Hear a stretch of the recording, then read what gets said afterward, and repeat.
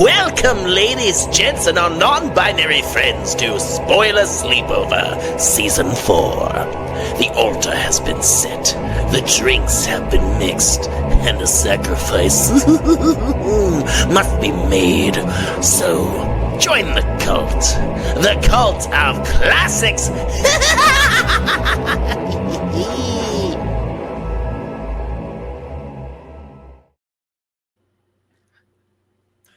You had something way better than I did. Usually I have something for this, but I was like, bro, I don't have anything spider related in here. Anyway. I have something main character related, and that was perfect. Welcome back, ladies, gents, and our non-binary friends, to the cult of the 60s. Oh, I'm Jason Michael. And I'm Rob, and today we're talking about a movie from 1967. Also, a movie I'd never seen before. Same. So I'm pretty sure at some point I've told the story on the podcast. We used to run a haunted house out of our backyard, and my dad would put on movies on a projector on a tarp, and like people would drive by and slow down and be like, "What old movie are we watching?" Crash.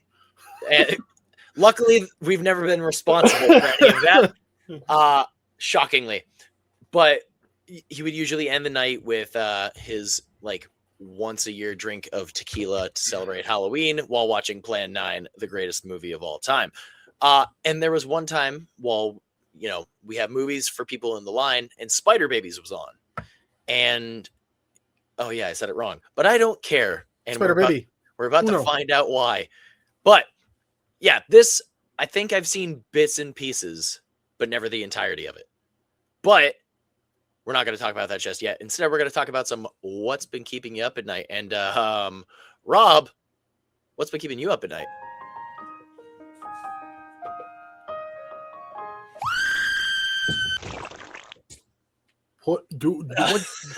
Firearms. No, put it down. It's a crossbow. It doesn't count.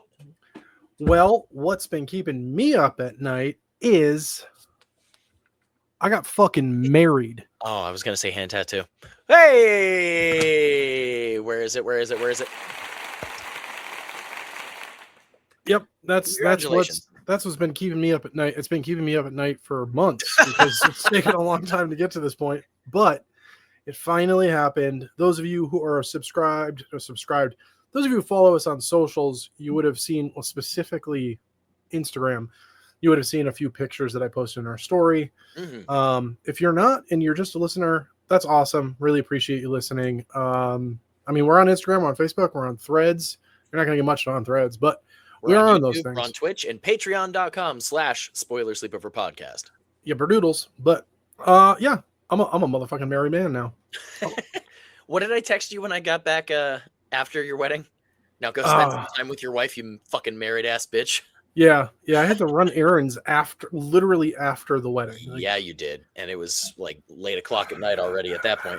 Yeah, we had like a very busy week in general leading up to the day, and then like every day after that, it's been just apeshit crazy. And finally got an opportunity to fucking slow down, like almost a week later. But yeah, there's no rest for the wicked. Yeah, you've been married for at the time of this recording. Yeah, a week. Yep. Tomorrow. Yeah. So at the time of the release, it's been 2 weeks since I've been married. Hell yeah. Math. There you go. Math wasn't mathing. Don't worry about it. Math is fun, but yep. Sorry, ladies, gents, and they, thems, all of y'all. I'm off the market. I'm not sorry at all. I'm off the market. My wife fucking rocks, dude. I fucking love her. I'm not sorry at all. Look at him. He's glowing. I am actually glowing. Wait. Nope, don't do it. Ooh. Oh, hey now. Well, that's what's been keeping me up at night. Are you married? Let us know. Just Michael, what's been keeping you up at night? Well, it's a good thing I didn't get married, but I was at your wedding. I was the best man at your wedding, and you made me cry, you bitch. So multiple times. But while it was a tremendous ceremony and a very lovely thing for me to be a part of, so thank you for allowing me to be your best man. Thank you for having me be part of it. But to talk about something I know we're very excited to talk about, and we haven't yet. I watched Spider Noir. Dude, I'm not done with it yet. But oh shit! Okay, I thought you had. I thought you knocked it out day one. No, I watched. Prepped. Yeah, so day it dropped, I watched the first episode. Next day, I watched the second episode. Attempted third episode, fell asleep immediately. Like, like I hit play and I was just like, I really like this music. It's the last thing I remember. It was just the opening of the episode, and I was like, cool. Waited a few days, watched the third episode, and that's where I've been. So it's got musical feels. I won't say anything else then. I thought we had a bit more time, but don't worry, Rob will catch up because very quickly. Yeah, it's Nick Cage as Spider-Man. It's Daddy. Daddy is Spider-Man. Whoa, hey now. He's mine. I'm not saying he's yours. That's my daddy. I mean, you can have him, man. That's fine. Well, let us know if you've been watching Spider Noir, if you watch Spider Noir, if Nick Cage is also your daddy, and or, again, if you're married. But that's what's been keeping us up at night. Let us know in the comments here on YouTube, where you could see our faces and Rob's married. Why are you pointing to your dick? No, that's where the comments need to be made. Oh, okay. Anyway, please allow us to head on over to Squiggletown for those wonderful little things going in your ears. I don't want an earworm. I'm just terrified as to what you're gonna say. I was editing last week's episode this morning, and I was like, "Fuck, it was bad." Like, it's fun stuff. Well, I wouldn't say the word fun. Rob, what's been squiggling in and out of your ear? Well, I am just full of excitement and good news. Nice. And I got married, but here's even bigger news. I can finally actually reveal. Ooh. Last season, I said I was working on something. Beginning of this season, I said I've been working on something, couldn't say anything, but now I can finally say it. Do it. I've been listening to my own music because I have been composing the score for Dylan Brown's next movie, A Man in the Woods with an Axe. Nice. I officially have my own IMDb page, studio set up. Wasn't me. I'm a composer. So that's what's been squiggling out of my ears, is trying to get this score together. Currently, I'm sitting at about 15 tracks. I believe I have probably like 5 or 6 more to go until I personally feel like everything has been filled out. But so far, everything that's been sent over to Dylan, he has really enjoyed. And yeah, dude, I'm a composer. I took a step in the direction of a lifelong dream, which is to be in the film industry. Yeah. So I'm there. That's what's been squiggling out of my ears. It's exciting stuff. Wow. Bro, my week's been fucking boring in comparison to yours. Jesus Christ. Man's getting married. Man's on IMDb. I'm out here fucking watching Spider-Man and playing drums. There you go. Well, speaking of drums, Jason Michael, what's been squiggling in and out of your ears this week? Pretty much just playing some songs that I have on my songs I can't drum to ? Playlists.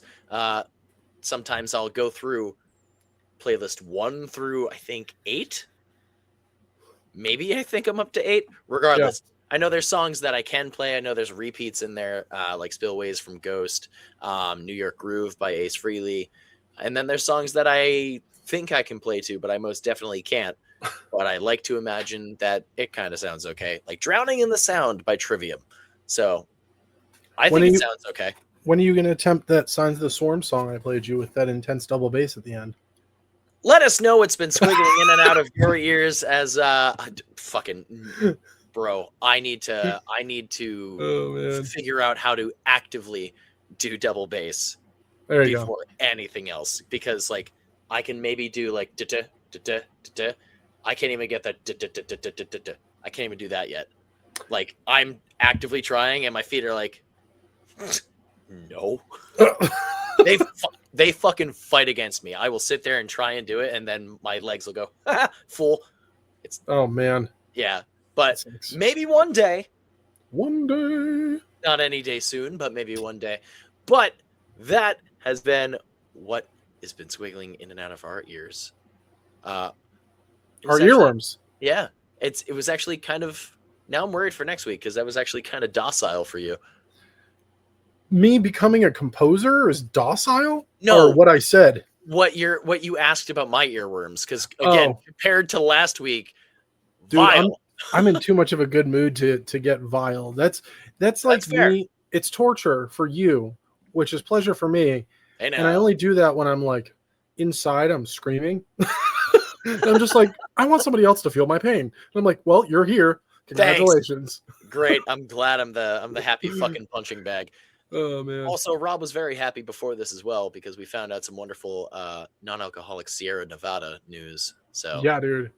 Yeah, and thanks to Jason Michael. I'm currently drinking a Biro, one of Spider-Man's beers.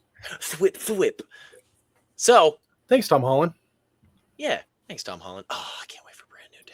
Anyway, again, let us know about your earworms. Now, a little bit of.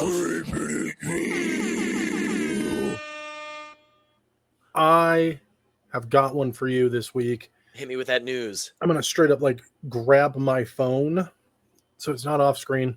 Okay. That way I can read the two paragraphs I have here. Jesus Christ. I straight up just copied what Bloody Disgusting posted because this is pretty exciting to me. I know it's going to be exciting for you. We've kind of mentioned it at one point in time, and then you and I have definitely talked about it. So, from John Carpenter's original classic, Laurie Strode, Linda von der Klock, Annie Brackett, and Bob Sims will be playable characters in Halloween the game. The characters will appear in the single-player mode and also be featured in the playable characters in the multiplayer mode. Okay. The standard edition of Halloween, the game, will feature 10 playable civilians at launch. Jennifer, Tanya, Rachel, Eric, Marcus, Thomas, Bob, Linda, Annie, and Lori. Is that And Thomas as Tommy? Yes, dude. Okay. These are all characters from the movies as a whole. I was gonna say Child, Paul Rudd, or Anthony Michael Hall. Yeah. So here's the plug for everyone who's looking forward to this. The game gets released September 8th. Pre-orders are now available. So you can pre-order the game currently if you want to. But I thought that was really exciting because the original announcement was like, yes, Lori will be in the game. Full stop. And you were like, and then whom? And then they released the teaser trailer and it was like like fill in characters. Like they weren't anybody from any of the movies. Those characters apparently will still be there at some point, but we have 10 characters from the Halloween franchise as a whole that are playable fucking characters. Even more exciting, there's a single player mode. Yeah, no, I'm like, fucking ecstatic about that, dude. Like that's half the reason I didn't like Evil Dead had a single player mode. Yes. And like while difficult as dicks, that was still fun to play. Friday the 13th had like a single player computer mode, but like you could only be Jason versus the counselors, and it was kind of it got old after the first or second match. It was ass. I never played Texas Chainsaw, and I never played Killer Clowns, and I didn't even know Killer Clowns died. I felt like that was snuffed out quick. I didn't know it died at all. I thought it was still running. No, it died real quick, kind of like Texas Chainsaw did, unfortunately. How though? Because the Kyoto brothers own it. Like nobody's playing it anymore. Jesus. I think it has everything to do with timing of release because it got delayed 2 years. And then they dropped it shortly after the Texas Chainsaw Massacre game came out. In that game I think I played for 2 hours. Nobody used mics. And like you can get away with not using a mic for the Friday the 13th game. It's fine. You don't really need it. It does make it helpful, especially if you're trying to utilize the cars to get out. Yeah. Oh, I have the battery. It's over at this cabin. Great. You can get back up to, run interception, whatever. But Texas Chainsaw is teamwork. Like the whole game is teamwork. Was teamwork. Yeah. And I played at least 8 rounds and nobody used mics. Ugh. And I was like, this is fucking pointless. I gave up. I'm really glad it was just a playable free through Xbox. because if I had paid for that, right. On the Game I would have Pass. been real angry. Yeah. But that's the Creeping It Real for this week. Are y'all looking forward to Halloween, the game? Fucking better hope so. Oh, well, I mean, hang on. Let's double team this real quick because Jason came to Dead by Daylight. So he was never in Dead by Daylight, even though he was basically the Trapper, the main character, but it's actual like Jason universe Jason. There you go. Yeah. So he's in Dead by Daylight and he's fucking insane.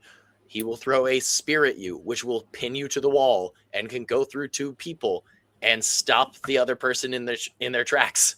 Fucking hell. Is John Kramer still in the game? The pig is still in the game, yeah. Nice. All right, yep. I like that. Yeah, but they I mean, this is old news at this point. I think it was at least over a year ago. They took Michael out of the game. That doesn't surprise me. Yeah, but they still got Leatherface, baby. Fuck yeah, dude. Well, let us know what your thoughts are. Hell yeah. And guess what? Chicken butt. An ad. Oh. Spoiler Sleepover is sponsored by Gore Clown Shop, the only place to get official Spoiler Sleepover merch. Visit goreclown.com now. Ugh. Well, did you visit? Because you should. And I'm going to tell you why you should. Because we currently have a Safe Place Pride t-shirt up because we are in Pride Month currently. If you are watching this or listening to this and you're hearing me say that, and for some reason you got past the intro where I say ladies, gents, and our non-binary friends, and you were like, I'm still cool to listen to this, then you find out we support the LGBTQI, and one of the members, hi, that's me, is part of that group, and that bothers you, and you want to lean right, get the fuck out of here. We don't give a shit. Sorry, world's on fire. People suck or people are good. If you're people that suck, eat a bag of dicks. Leave a comment, get blocked, get fucked. Anyway, we have a really cool shirt over there right now, and we're going to be working something out with our sponsor. The design was created by teamwork. It's our logo, which was created by Jason Michael. And then I have altered it to pride it up, took the spoiler sleepover of the mask, put safe space because we are a safe space podcast for all out there. But we're going to work something out with our sponsor. We're not going to take anything from the sales. We are going to get our proceeds donated to probably one of the trans protection companies out there, organizations out there, not companies, organizations. We'll find a good one that represents and supports the LGBTQAI plus, and we're going to donate whatever we make. So we're not making a penny off of it. Please go on over to goreclown.com. Grab yourself a Safe Space Pride t-shirt right now. Do it.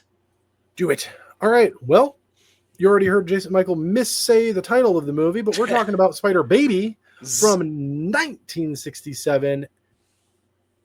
This was my first watch. I had never seen this movie before.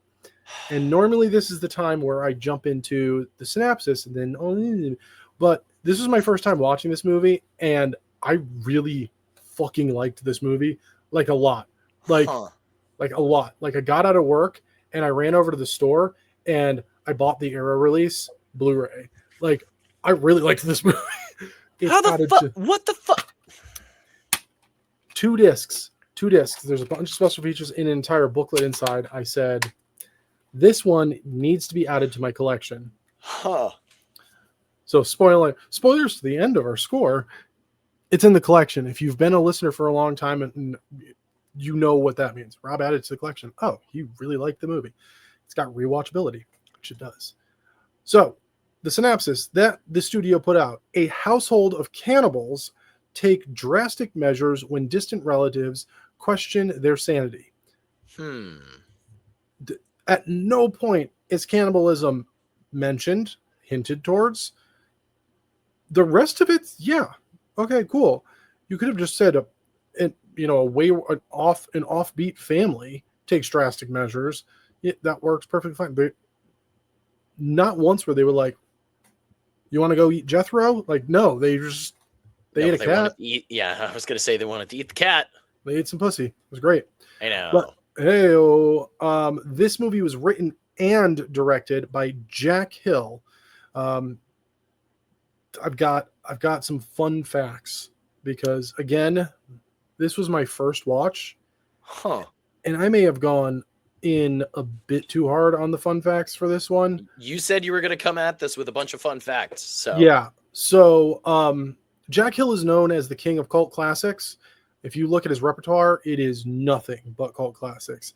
The one movie that he is most notable for, which I got a remake done by, we shall not mention him because I don't like him, but everyone else does. He wrote and directed Foxy Brown. But he also created a short-lived series or genre of movies called Women in Prison.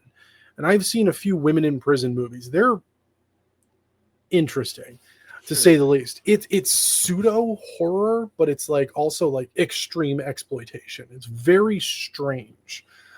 Okay. Having this be my first watch, I did not know Sid Haig was in this bitch as Ralph. And in my notes, I wrote Sid Haig as Ralph. We miss you. Because we do. So in the opening credits, first off, I saw Lon Chaney and I was like, cool, rad, perfect. Lon Chaney Jr., last seen on our podcast in Wolfman from 1941. Yep.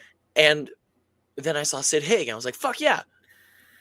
I didn't realize it was Sid Haig as Ralph. So I was like, I swear to fucking God, Sid Haig was just in this. So I was looking it up while you were explaining that. And it sure as shit, I don't know how I missed that. I think I was just more shocked at the fact of it's like, all right, Ralph, get out of the car. And there's some random bald dude laying in the back seat on the fucking floor. So I'd seen a lot of Sid's earlier movies, like Westerns. He did a lot of Westerns. So I knew what he looked like when he was younger. And so when he showed up on screen, I was just like, look at him. He's so skinny.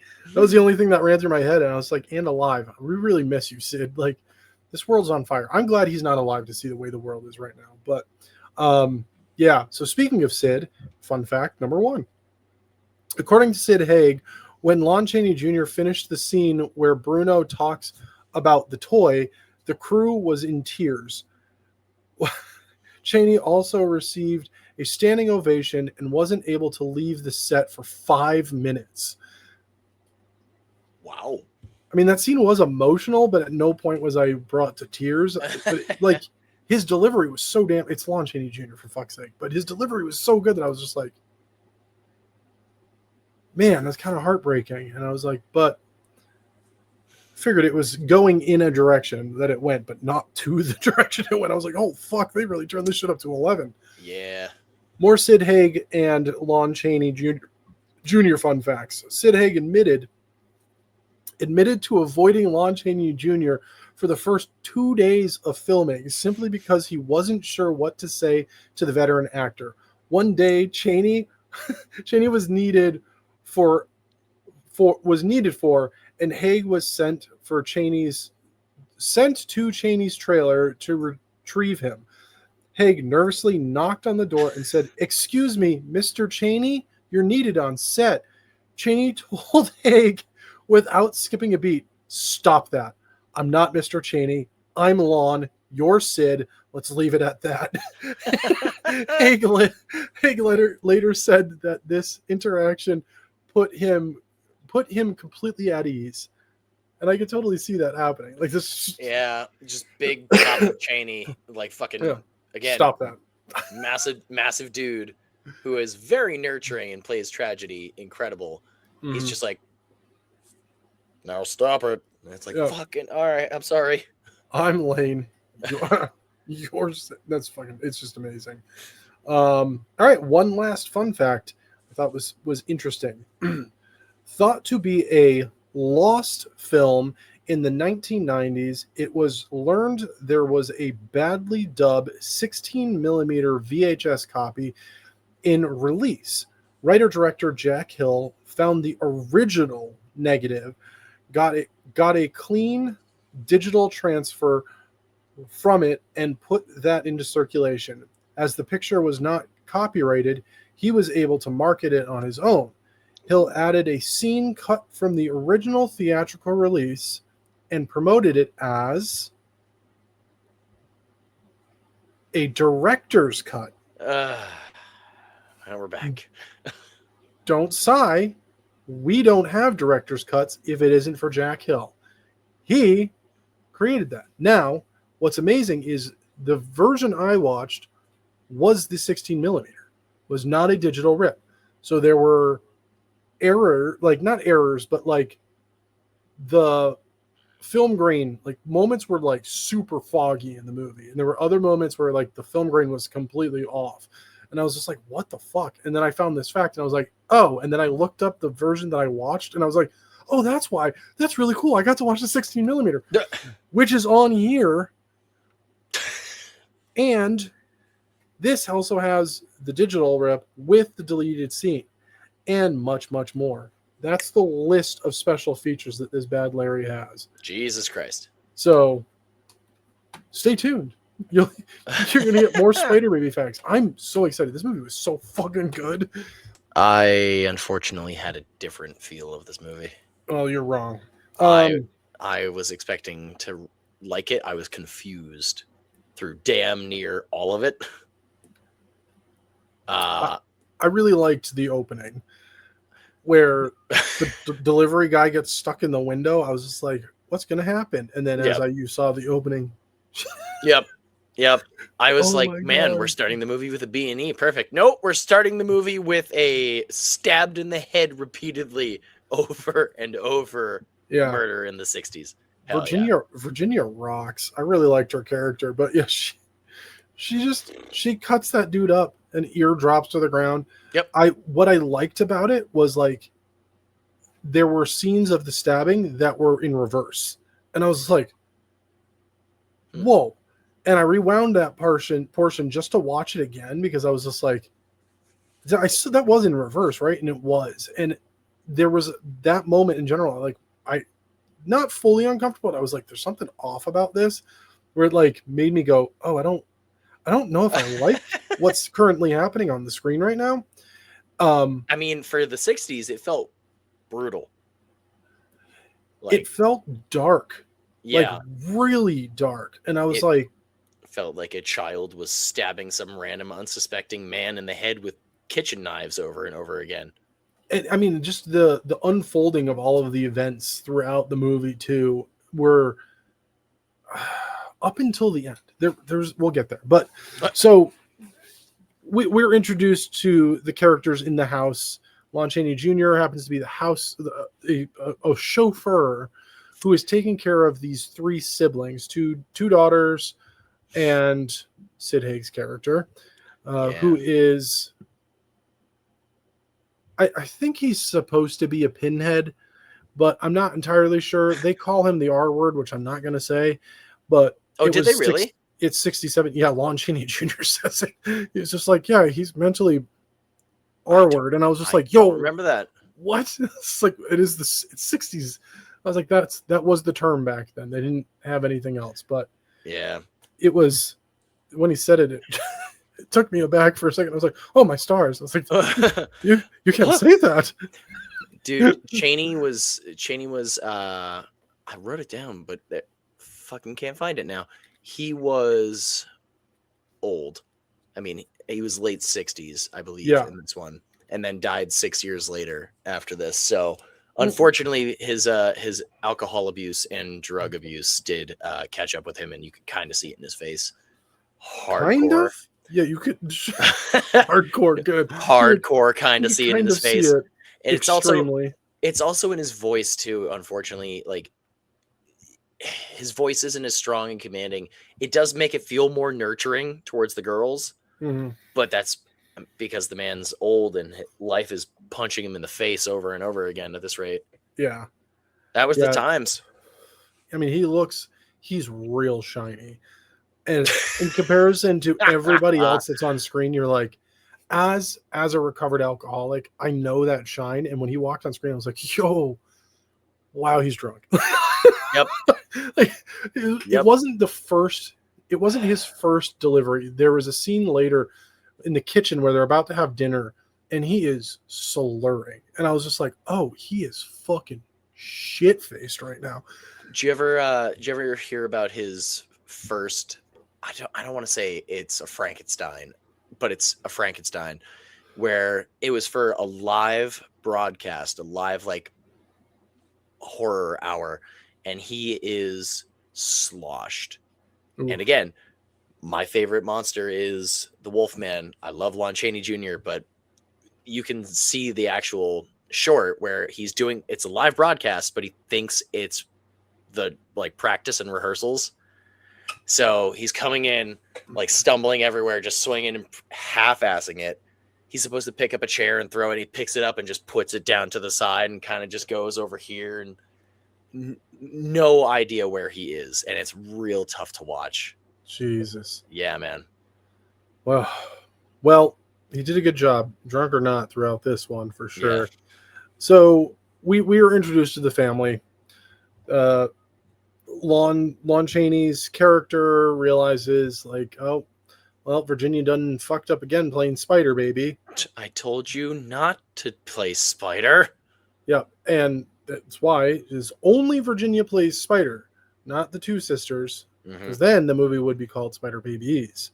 But there's only one sister that does, so it's called Spider Baby. Shut up. Shut the fuck up. But it just we kind of just move forward from that. They dispose of the body. Apparently, Virginia keeps the ear, which we find out much later in the film. Which, yeah, and like a little matchbox. I was like, oh, and again, 67. It's not even a close-up shot of it. The guy just precariously turns the box towards the fucking lens, and it's done so well and lit so well, you know that's an ear. And I was like, yep. Damn, way to go, Jack Hill, fucking killing it on set. Did a great job.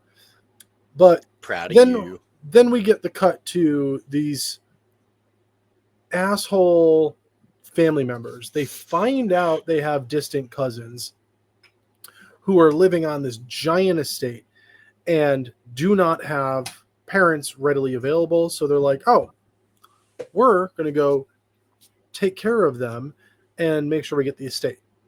And then we're going to flip it and we're going to make a lot of money. Yep. That's basically the setup for the entirety of the movie. So 3 of these people show up who are cousins. And then there's some random lady. On my second rewatch, I'll figure out exactly where she falls in place, because I was like, who the fuck is this? Yeah. Like, she's not a cousin. She's just there. I was lost on what any of them were really there for. It felt like they were just people there, and occasionally it's like, oh, that's your cousin. Yeah. Okay. So the random the actual bitch who runs around scantily clad is, yeah, and just lock my door. For no one. Which is the wildest thing. I was just like, what is happening? And then you enjoy yourself, go for it. But it was like, huh? You can clearly tell that Sid was being held by someone, but he gets lowered down into the window and he's like watching, but like he's like shaking. And I was just like, don't let go. Is he good? Like it was crazy. Then there was the nice male cousin who I liked that dude. Yeah. He was the survivor, or if you go to the very beginning of the movie and the end of the movie, the narrator. He intros the movie and he outros the movie as well. And then there is Schlocker, which is his name. They call him Shocker at first, and he's like, no, it's Schockler. Schlockler. The lawyer? And that dude has a Michael Jordan mustache. When they fucking showed him, I was like, oh no. No. That's been out of style for quite some years at this point, sir. Like, yeah, maybe about 20, 22, 20 something. Yeah. I was just like, oh no. And then Cheney said the R word, and I was just like, this movie's off the rails. But again, Michael Jordan brought it back. Why? I don't know. No, he didn't. He did it. Why? Nobody else did it. If he bringing it back means establishes that other people decided to do it. Michael Jordan just did it, and people were like, why? He's 7'3" and he's a giant black guy. I'm not questioning anything until other basketball players who were also black were like, you sure about this choice? And he was like, yeah, I like it. It looks good on me. And they're like, you sure? how you got to be real fucked up to ruin a fucking mustache style, dude. And lo and behold, he was. Jesus Christ. So the cousins and Random, the pretty lady, as Virginia likes to call her. No, not her. The other one. Oh, wom. Yeah. They show up to the house. They make their presence known. They make sure that they know why they're there. Mm-hmm. Like, they don't even beat around the bush. They're like, yeah, you can't be here. And then they also are questioning Cheney in general. Like, you're a chauffeur. You have no. Why would they leave you to do this? And he was like, well, before they left, he says left. Before they left, before their parents left, I promised that I would always take care of them. So that's what I'm doing. I've been taking care of them. I feed them. I make sure that they're safe. And, he does all the good stuff. Yep. Well, in typical Scooby-Doo multi-villain fashion, all the shitty cousins and the pretty lady split off different directions. No mustache and the bitch, that's just what I'm going to call him from now on. Sounds like a really bad radio talk show. Yeah. No mustache and the bitch. 67 in the morning. They are staying at the house. They stay in different rooms. And then the nice cousin and the pretty lady, they decide that they're going to go to a hotel. And on the way, she was just like, oh, wait, rewind. Before they do that, they have dinner. And during dinner, pretty lady goes into a whole ass conversation about how much she loves the Universal monsters, listing all of them, to a point where she also goes, I love the mummy, the way it walks, and then makes like the worst sound effect I've ever heard. She's like, cha, cha. And I was just like, not what it sounds like, but A for effort. And then goes in, like, I love the Wolfman. The Wolfman's my favorite. It's so good.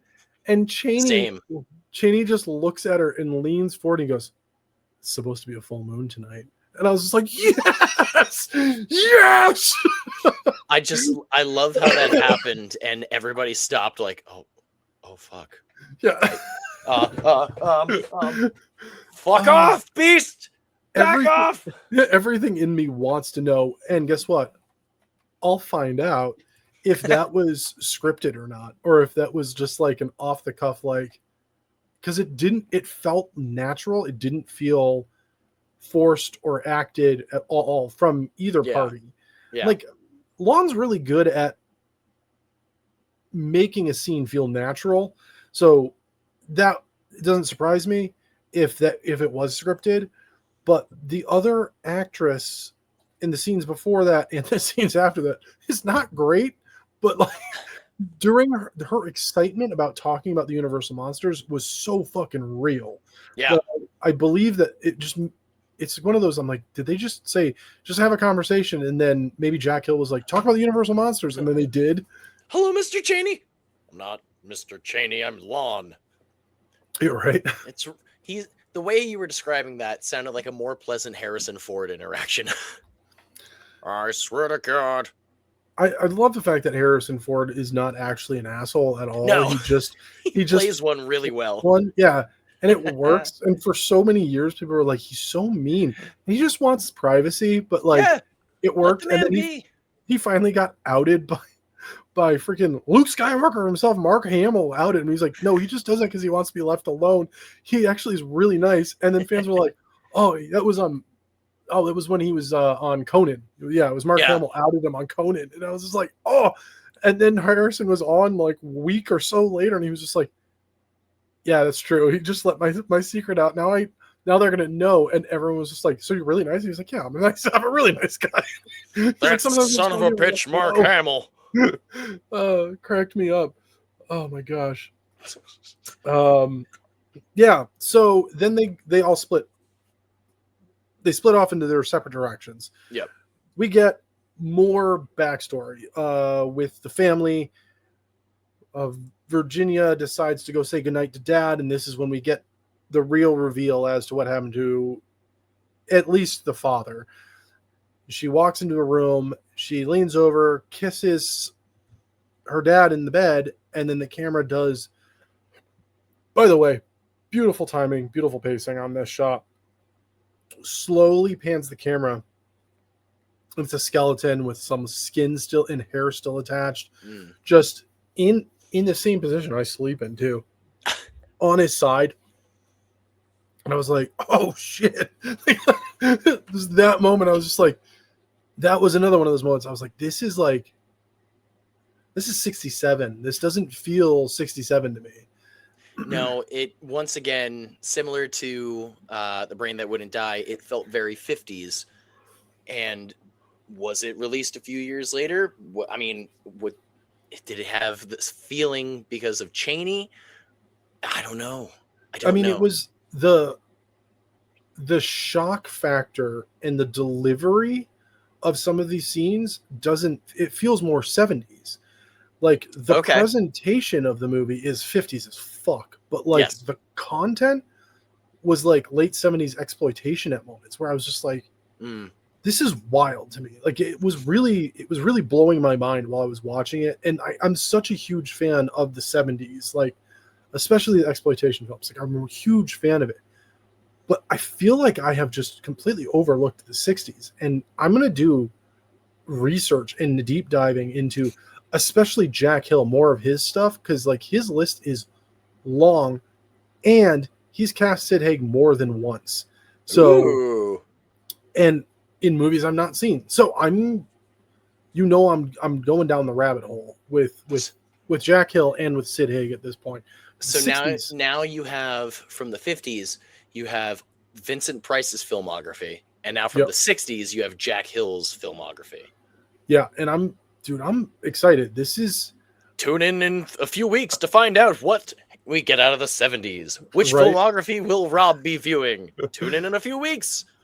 It's this, again, you've said it a bunch of times, and I don't think I've said it once, but it's really nice to be away from the suffering, and this season's a lot of fun and highly educational. And I think I've mentioned it on the podcast before. You definitely know I say this, but like I make a point to try and learn at least one new thing a day. And if somebody else, it's not me who teaches myself something. If somebody else teaches me something I didn't know, I tell them, I'm like, ooh, I learned something new today. Because to me, I'm acknowledging the fact that you made an effort, whether you were even trying or aware or not. Yeah. But I also want you to know, like, hey, you taught me something. Like, I don't know everything. And it's cool to learn something new. And the Cult of Classics is fucking teaching me shit. And it's exciting me because I'm just like, this is just a new season of the podcast. No, it's an education for me. It's really cool. Season 4, the educationing of Rob. Tag teamed with Jason Michael Gets Learnt. Ooh. Welcome to season 4. We're in school. Summer school because it's June. Oh, no. I never went to summer school. I don't know how I graduated high school. But bro, same. Almost stayed back freshman year. Moving on. They just hated me, so they kicked me out by giving me my diploma. They thought I was dealing pot. Yeah. One of my English teachers, and sorry, Mom and Dad, because you don't know this, they thought I was dealing pot. I wasn't dealing pot. Thanks. My mom doesn't listen to the podcast, but she knows I was selling coke in high school. So, whoopsie daisies. Spoiler sleepover, everybody. Yeah, she found out. I mean, she found out just a few years ago. Like, sobriety made me like open up the floodgates of like, Robert. Yeah, this was what was actually happening in my life. I made my mom cry a lot. She was just like, I didn't know. And I'm like, of course you didn't know. I didn't want you to know. She is a sweetheart. Isn't she? She welcomed you into the family. Yeah, she, at the wedding, one final thing before we continue. Rob was making his rounds. He comes over and sits at the table, and his mom goes, Robert, puts her hand on my shoulder and goes, I love him. I love him. And I was like, yes! So the nice cousin and the pretty lady spend too long at the bar, which I love her moment. She was just like, I have too many. I had one. And I was just like, oh, that's good. Keep going, honey. Keep going. Lon was her drunk coach. He was just like, no, you don't know how many you guys. Just count to one. You did good. Lon, are you acting right now? Or... Who are you? Yeah, who are you? It's Mr. Cheney, bitch. I was the Wolfman and Frankenstein and the Mummy and Dracula. I was the Wolfman. Just falls over, laying on the ground. He goes, "Oh." Dude, I just remember from Jackass when Johnny Knoxville was an old man in the store and the guy has to literally drag him out and he's like, I was Lon Chaney's lover. Go back and love him. Love him. I love that so much. Welcome to Tangents, the podcast. Yeah.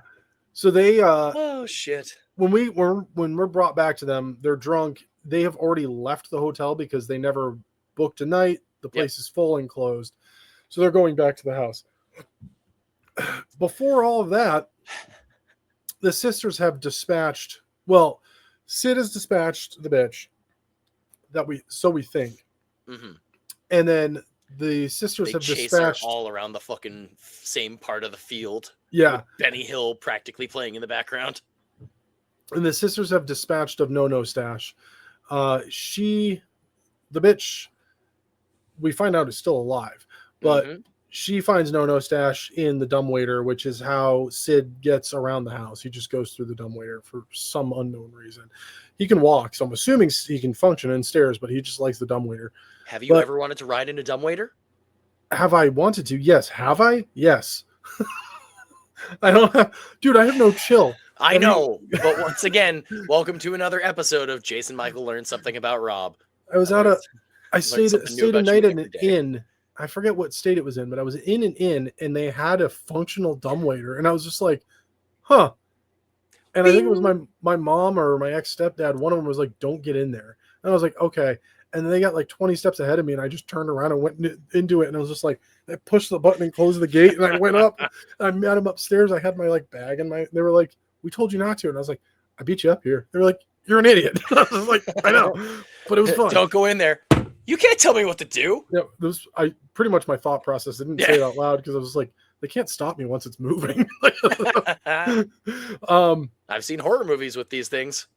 So it's just the bodies drop left and right. We find out that Sid takes the pretty lady and not entirely sure what he wants to do, have an idea as what he wants to do.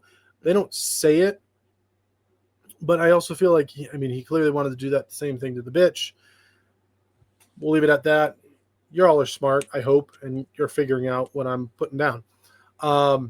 Then we get this reveal of the basement, which was hidden behind a bookcase this whole time. Fucking badass coffin-shaped bookcase. Dude, it's dope. Bloody Legend right there. Right? No, we know who our Bloody Legend is. I know. But they've been feeding some things down there throughout the movie. Uncle Ned. Hang on, I wrote all three of the names down. Oh, good job. Thanks, man. Yeah, Uncle Ned, and then there was Aunt Clara and Aunt Martha. And then I heard a cat, so I was sitting there going, what the fuck is happening in this basement? Yeah, well, we know what's happening with the cats, because they like to eat the pussy.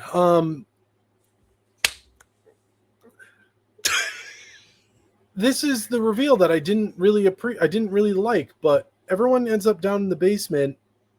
The bitch is still alive and is sensually calling for Sid's character, which confused me at first. And then she was like, oh, Ralph. And I was just like, what is happening right now? Like, didn't she just get attacked in the woods and she was not for it? And now she's just like, bring him to me. She shows up at the top of the stairs and then fucking attacks him. From what it looked like, she gouged his eyes out with her thumbs. Obviously, we didn't see it, but I was like, good Lord. And then we get the reveal of the rest of the family members that are in the basement. And I was really hoping for something like gross. And I'm pretty sure one of those dudes was just wearing fur on his face. Like he came out of there and I was like, the fuck is on his face? Is it just fur? Like, and not like his whole head. It was like just like a mask of fur on his face. It was a bit disappointing. Spirit gum and yak hair, baby. Jack Pierce did the makeup on this movie in his later years. Her lawn just showed up. I was like, just fucking glue this on your fucking face. It'll be fine. I was the wolf man.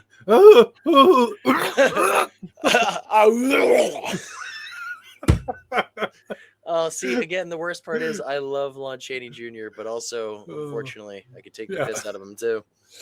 So go back and love him. Lon comes back. He's got the toys. Yeah.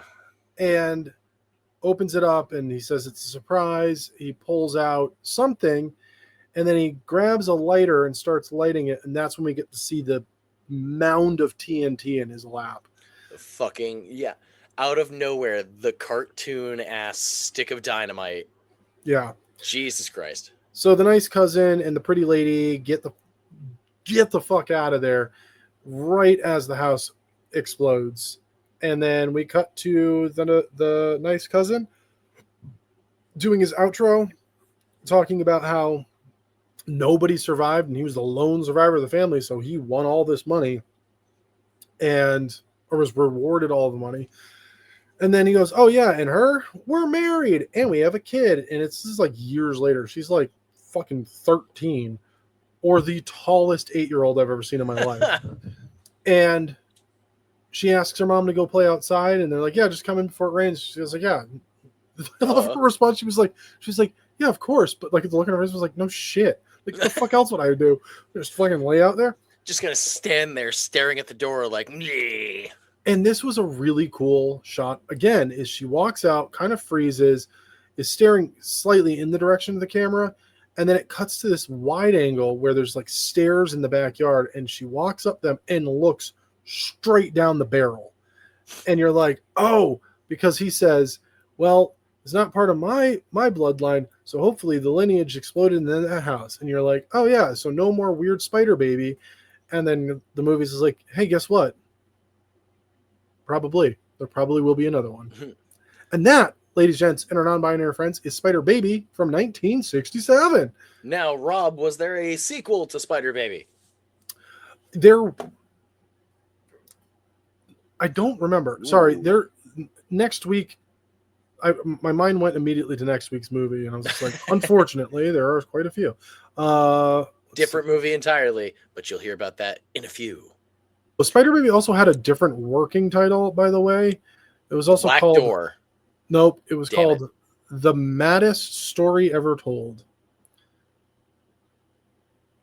What? Okay. I mean, it is a pretty mad story. I mean, it is, but I feel like that's just too much to say. Like yeah, that's probably why they've cut it down to Spider Baby. That's true. It's like a Rob Zombie album title. It's like Robert Zombie. No, there was never a sequel. Oh. I mean, you can't really do it again without Lon Chaney Jr. I mean, you can. It'd be interesting to see where they would go with the new. You're gonna fucking do a sequel without me. He said, I'm gonna fucking be a burnt corpse if I want to be a burnt corpse. Oh, just takes the fur mask and puts it on. Rips it off the other guy. Give me that. I was the fucking wolf man. Fuck you. I was wolf man. Oh. Who peed in my pants? I'll kick your ass. Oh, fuck. Who peed on me? Well, so Bloody Legend of the Week. I think we're going to have Hang on, I'm not ready. All right, go on. Bloody Legend of the Week. Oh, shit. I think we're going to split it. Yep. So my Bloody Legend of the Week is Sid Haig. That's very obvious. And even though, again, we've been ripping on him this entire time, mine is Lon Chaney Jr. Or as he started getting cast as just Lon Chaney at this point, because Senior was long dead, but also at the same point, thank you. But also at the same point, people knew this Chaney more at this point than they knew Senior. So he had far surpassed his father. You know what's funny about this cover? They made him shiny. The man was shiny during the movie, so he's real shiny. And the bitch is scantily clad on the cover too. Well,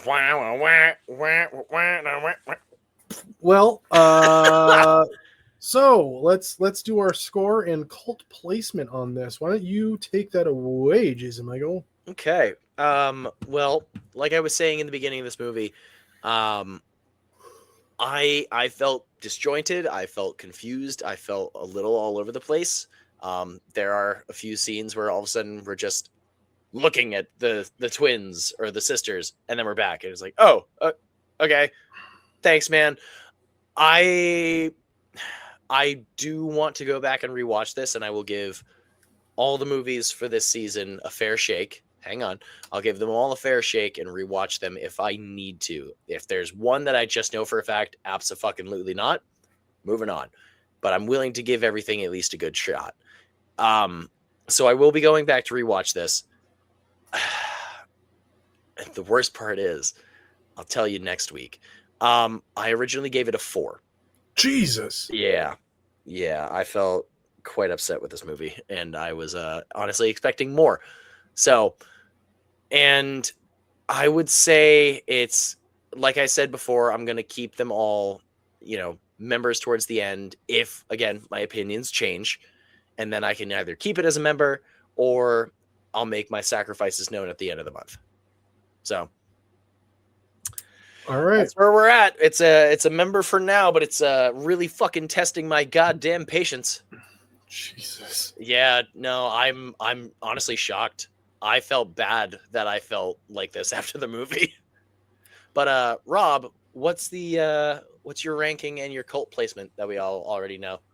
Oh, you're gonna be shocked. It's an 8. Not a 9 or a 10. It is an 8, and it's only an 8 because of that fucking reveal at the end. It really, you build up to something that big, and that's what you give us. It's a bit disappointing, but the movie as a whole was awesome. I loved every moment of it. I was locked in the entire time. I was like, this is wildly good. Like, I was not expecting it to be as good as it was.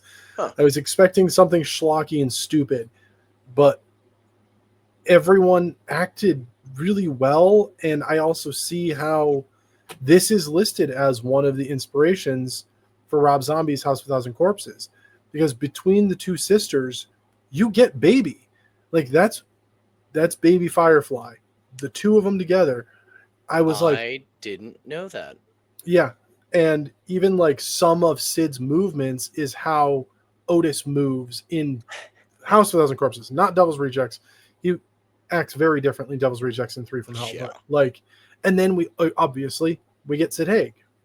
Like, it's just, I don't know. I love this. So currently it's sitting at, I'm gonna put it right up there with leader. It's in the leader.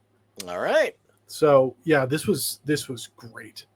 So obviously, where is everything then? Because Peeping Tom is a member, a very high member for me. Leader for me. I have 2 leaders. And then Brain That Wouldn't Die and this are both very low members with the possibility of getting the axe. Again, correct. To rewatch, I think I'm okay without. I think we all know where Brain That Wouldn't Die, or the Head That Wouldn't Die, or the Black Door is going to wind up. But again, we'll talk about that at the end of the month. Well, Robert, we are moving on towards our final movie of the 60s. It's quite quick, but of course, there's also going to be the final day of the month. We will get Jason Michael Gets Learned with another movie. But next week, what year are we talking about? We're talking about a movie from 1968. Ooh, 1 year later. Yeah, buddy. Another connection to Robert Zombert, perchance? Mm-hmm. Or another band. We'll get into that. Rut-row raggy. Well, then, until next week, again, thank you very much, everybody, for listening. And again, thank you very much to our sponsor for our wonderful shirt. Again, it is Pride Month, so go support everybody, because guess what? Don't be an ass. Just straight up be a nice person. That's all you really need to do. Support everybody, because what's the point in hating people? Precisely. What is the fucking point? Are you going to feel better at the end of the day, or are you just going to ostracize yourself from everybody else in the planet? So regardless, go be a nice person. GoreClown.com. Go get some Pride merch. Go get any merch involving horror. We love you out there in Spoiler Sleepover. All you suckers, all you slumber partiers, we love you. Thank you. Yes, we do. For listening. I've been Jason Michael. And I've been Rob. And until next week, sleep tight, suckers. Fucking wolf man. Oh. I was Lon Chaney's lover. I'm Lon Chaney.